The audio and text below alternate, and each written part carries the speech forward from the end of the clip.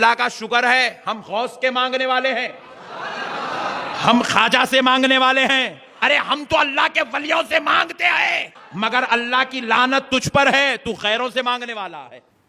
اللہ نے کسی بشر کو, کسی پیغمبر کو, کسی فرشتے کو, کسی نبی کو, کسی ولی کو, کسی قبر والے کو, کسی بزرگ کو, کسی بابا کو, اور عامل تو ہوتے ہی ایک نمبر کے الو کے, آگے آپ مسجد سے باہر نکل کے لگا دیے گا جو گالی مکمل کر لیے گا, کسی کے پاس کسی قسم کے اختیارات بولو نہیں ہے. ہاں اسباب کے تحت تو ہیں.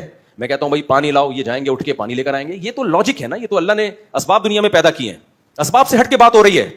تو جو مشرک ہے نا, مشرک وہ کیا کرتا ہے, یا رسول اللہ مدد, اے اللہ کے نبی ہماری مدد کریں, یا رسول اللہ انظر حالنا, آپ ہماری حالت کو دیکھیے, واسمع قالنا, آپ ہماری باتوں کو سنیے. یا آج کل مسجدوں میں دعائیں چل رہی ہیں, عربی میں پبلک کی سمجھ بھی نہیں آ رہی ہوتی, مقصد اس کا یہی ہوتا ہے, یا رسول اللہ آپ ہماری حالت کو دیکھیے. دیکھنے کا کیا مطلب ہے, پھر رحم کھائیے ہمارے اوپر, ہمارے حالات صحیح کر دیں. واسمع قالنا, ہماری باتوں کو سنیے. بھائی نبی صلی اللہ علیہ وسلم قبر میں ہیں, بشر میں یہ طاقت نہیں ہے کہ اتنی دور سے کسی کے کلام کو سن لے. معجزہ کے طور پر ہو سکتا ہے, لیکن معجزے کبھی کبھار ہوتے ہیں جب اللہ اپنی مرضی سے سنانا چاہے سنا دیتا ہے. ایسا نہیں ہوتا کہ اللہ نے مستقل اختیارات کسی کو دے دیے ہوں. مستقل اختیارات اگر اللہ کسی پیغمبر کو یا کسی بشر کو دے دیتا تو پھر اللہ سے مانگنا اور اس بشر سے مانگنے میں کوئی فرق نہیں رہتا. تو اللہ کہتا ہے تم غلاموں کو ایسے اختیارات نہیں دیتے, میں مخلوق کو ایسے اختیارات کیوں دے دوں, میں مخلوق کو ایسے اختیارات کیوں دے دوں. تبھی ہم مشرکوں سے کہتے ہیں کہ اگر نبی صلی اللہ علیہ وسلم ہماری مدد ہر جگہ سے کر سکتے ہیں, اللہ نے اختیارات دیے, تو پھر اللہ کو کب پکارے اور نبی کو کب پکارے؟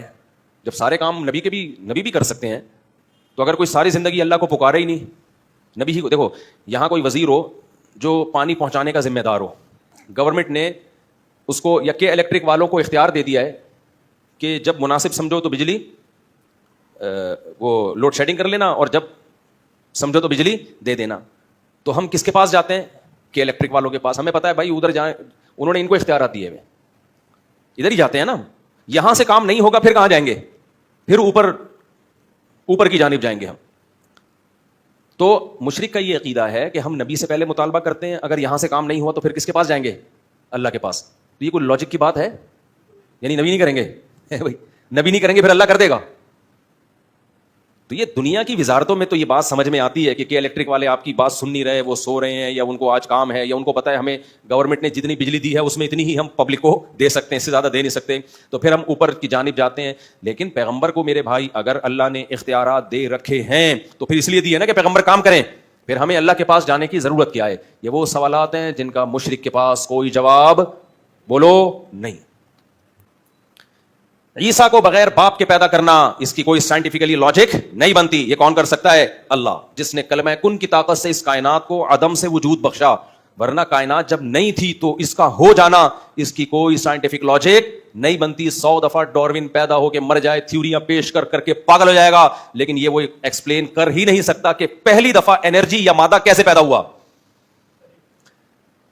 سمجھ میں آ رہی ہے بات کہ نہیں آ رہی ہے؟ بھائی فرسٹ ٹائم تو بغیر سبب کے اللہ نے کہا کن, تو انرجی پیدا ہو گئی یا مادہ پیدا ہو گیا. ابھی ایسا ہی ہے جیسے انڈا پہلے پیدا ہوا یا مرغی, ہمیں نہیں پتا, لیکن کچھ نہ کچھ پیدا ہوا. پھر وہ انرجی E=mc² کا قانون لگا, یا یہ الٹا قانون لگا, mc² سے E بنا یا E سے mc² بنا, یہ ہمیں نہیں پتا.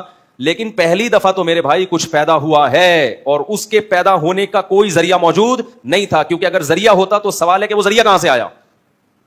تو گھوم پھر کے بعد کہاں جا کے پہنچتی ہے؟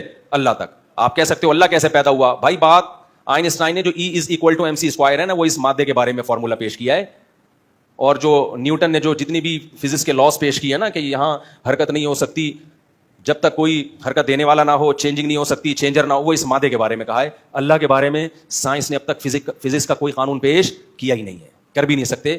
تو اس پہ یہ کہنا کہ وہ ہمیشہ سے کیسے ہے, یہ کہنا آسان ہے.